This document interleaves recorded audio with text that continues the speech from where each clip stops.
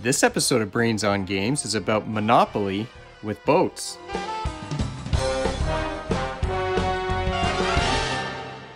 Welcome to Brains on Games. I'm Dr. Brian McDonald, and this episode we're going to talk about a game that's a version of Monopoly of all things. Usually on the show I talk about new games that maybe you haven't heard of or seen before, but I think everyone has played Monopoly, although this might be the first time I've actually read the rules to the game of Monopoly. This new version of Monopoly is from a company that's out of Vietnam, and it's a company of artists who are creating artistic versions of classic games out of, well, they're handcrafted games. So sort of like, I think the only handcrafted game board I think I have here at the house would be my crokinole board, but this is a similar sort of idea. And one of their new games that's coming out is this version of Monopoly called Islandopoly. It comes in this great big briefcase. There's a handle on the top. And I will tell you that this game arrived, I'll put it down for a second. This game arrived in the mail, and the box was torn apart by customs. It was in tatters, held together by tape, and the package inside, the Purelator guy stuck around so that he could make sure everything was intact when I opened it.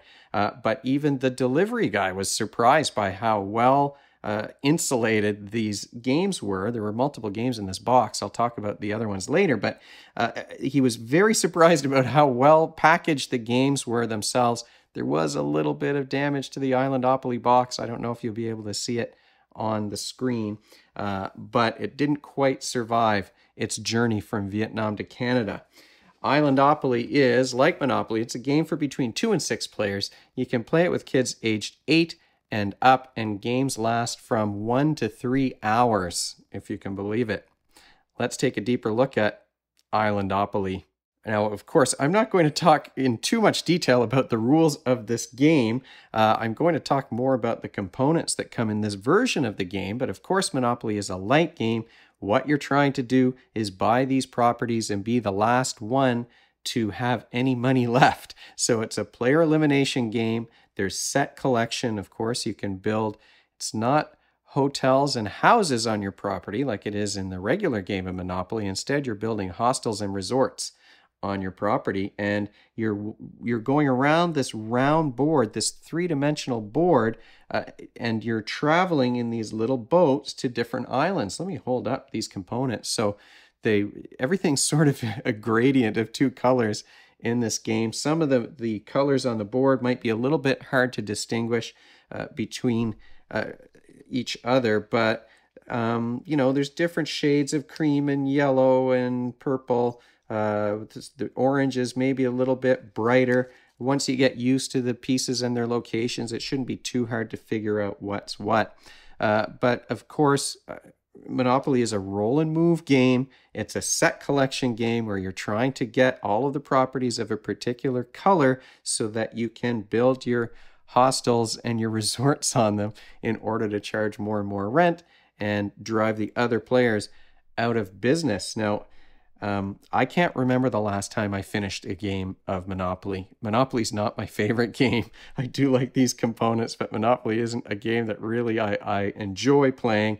I find it long and it's not very strategic. And like I said, I haven't even ever in my life read the rules of Monopoly until I was getting ready for this video. And what I learned, and maybe you don't know this, maybe you've played Monopoly before, everybody has these crazy house rules for Monopoly, but the official rules for Monopoly are that if you land on a space and you decide not to buy that property, it goes to auction and the other players will bid on it, which does speed things up a little bit and could also add at least some strategic element to this game that's mostly based on these die rolls. I think one of the reasons why I haven't finished a game of Monopoly is that everyone I play it with is so serious about it, and you cannot trade properties with these people because they don't want to give anyone an advantage. So maybe that's the reason why I never make it to the end. I guess I run out of patience, and then I donate my money to whichever player is in the last place, and then I go do something else for a while they finish the game. So you saw that this is a game that comes in that giant briefcase that I showed you. It's a three-dimensional board, and you've got this ocean in the middle that's sort of recessed, and you've got a volcano that can be separated from the board to make it easy to slide the board back into that briefcase at the end. The cards in the game are plastic, so they might be a bit reflective on the camera, but they are certainly good, sturdy cards. And Islandopoly money is pretty similar to the regular Monopoly money. It's a little bit more like magazine paper, I would say, than just crinkly plain paper. And the ships are made of plastic as well. So it's a game. I mean, it is basically Monopoly, like I said, maybe with the added, well, it's not added, but certainly if I were to play this again, I would definitely, any version of Monopoly, I would definitely make sure that auction rule was included. So that's not really added. They've changed the names of the locations. And one of the things that I like about the rule book for this game is that it includes some historical facts or geographical facts about these different places like Sydney Harbor that you'll visit in your boats through the play of the game. You don't just go to any jail in Islandopoly, you go to Alcatraz, which is sort of a fun fact. You can visit Easter Island, and it's meant to be a relaxing game. But I've never played, like I said, a game of Monopoly that was relaxing. It was always tense and combative. But your mileage may vary on that one. So this is a game, and I would say this about all of the Mastermind games, these handcrafted games that are put together by artists. It's a game that's meant to be a decoration in your house. These are, of course, they are handcrafted games, and that means they're not inexpensive by any means. But you can see this giant board, this great big thick. I don't know if you can tell very well. It's this great big thick board, and like I said, you've got the three-dimensional recessed pieces in it. It is a board that I could, if I had a sunroom that was sort of bright and decorated in white, this is a game I would want to have on an end table or, like I said, to use as decor. And one of the reasons why I thought it might be fun to share this game, even though it's Monopoly and everybody's seen Monopoly before, the reason why I started this channel is because I think it's great for parents and kids to play together, and that we get so busy, kids with their extracurricular activities and their school activities, and parents with work and all the other things that we have to do. We get so busy that play does sometimes get lost in the shuffle. And the idea of having a game, a beautiful game that sort of appeals to the senses, and it's a tactile experience, and you're doing that in person rather than playing video games like kids are often doing instead of playing board games. You want to have a space that invites that play to happen. You're more likely to be able to drag your kid into a game, or for your child to bring their friends in to play a game, if you have it set up in a way that it invites that kind of play. And if you can use a game as a decoration in your room, as a feature of your room, now this isn't one that I would be displaying in my game room. I like the idea of having it in a sunroom instead, in some bright area where you're thinking about, at the cottage or something like that.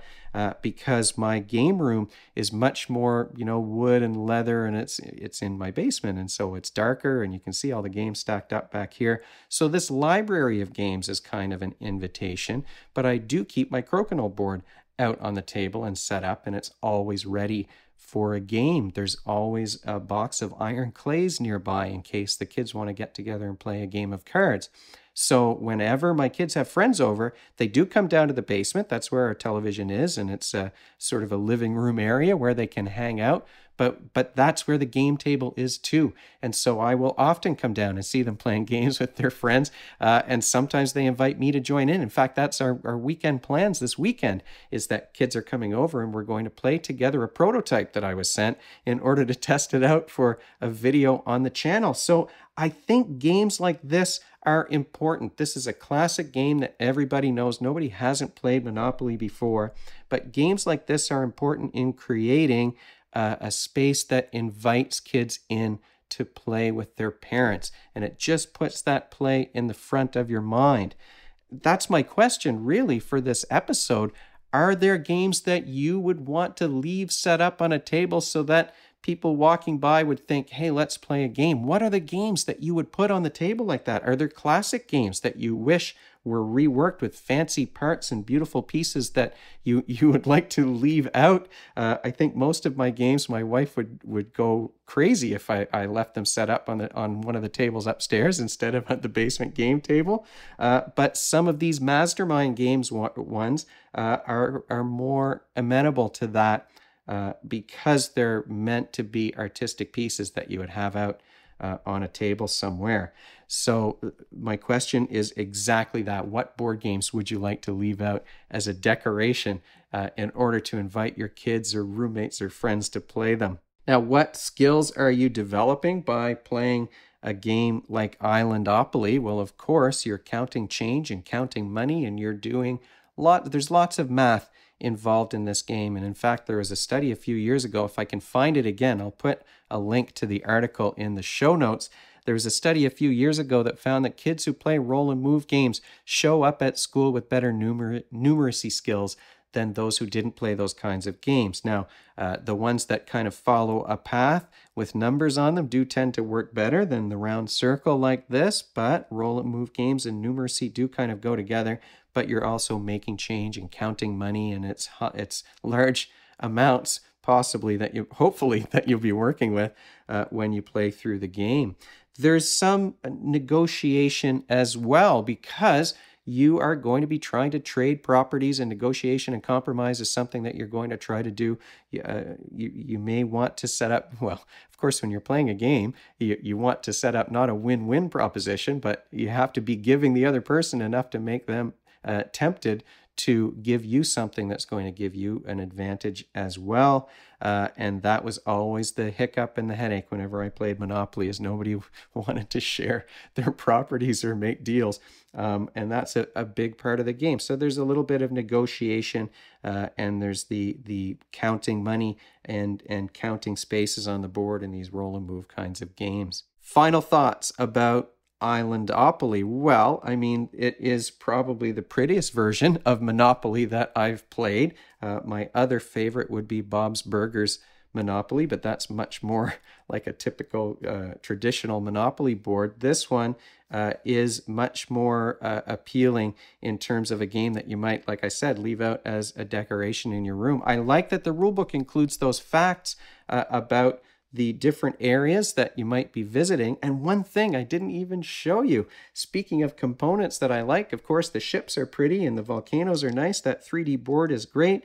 And you've got this little bag. Now, what do you think is in this little bag? Of course, this is the hostels and the resorts, and they look like candy. Look at these things. What table presence this game will have once you start putting resorts on the board. Check this out. And they're embossed on one side. And let me see if I can find the little hostel, which is, it's got a good contrast in terms of its color, and it's much smaller, so you can definitely fit 4 of those on your space on the board. So it's just another, pretty element. You don't want to leave this out with young kids, because they'll probably think that these things are candy because they're just this appealing kind of color, and they're translucent. The downsides, of course, about Islandopoly is that it's Monopoly. Now, lots of people like Monopoly. There wouldn't be so many different versions of this game with these mechanics if people didn't like it. But if you don't like Monopoly, you're probably not going to enjoy playing through a game of Islandopoly. When I would play it, it would be because my kids would want to play it, or or my niece wanted to play it. It would be somebody else who would be inviting me in, and I'd be sort of saying, hey, I want to do something with these kids, with my family, something that they want to do, and I can put up with it just to be in the company of someone who I care about. It's not, it's so much based in chance. There's not a lot of strategy here, which is maybe why it works with the younger kids. But the biggest issue I think that I have with any version of this game is that it is a player elimination game, and it's a long game. So if you get eliminated early on, there might be another 45 minutes or an hour when you're waiting to do whatever the next activity is. You're just sitting around. So there's no way, really, there's no mechanism, because it's sort of an old-fashioned classic game. There's no mechanism for players who fall behind to catch up, and there's no... you can mortgage your properties and things like that, but at some point you're going to be eliminated because it's the last person who has money is going to be the winner. So those might be and are, I would say, deal breakers for a lot of board game players. But if you like Monopoly, this is probably the prettiest version of Monopoly that I've ever played. And I have to thank Mastermind Games for kind of exposing me to a new version of Monopoly and for giving me a chance to try out this game. I will put information about Mastermind's website in the show notes of the video. If you have any questions or comments, if you want to answer my question about games that you would like to leave sitting out on a table to invite people to play them with you, you can leave them in the comments section below, or you can email me at brian@brainsongames.ca. Brainsongames.ca is the website. That's where future episodes will go, and the previous ones are up there already. Brains on Games is the Twitter handle and the Facebook page and the Instagram feed, so we're all over the place. And if you enjoyed this video and you want to be notified of future ones, you can head on over to YouTube and click that subscribe button. Thanks for joining me, and hopefully I'll see you next time.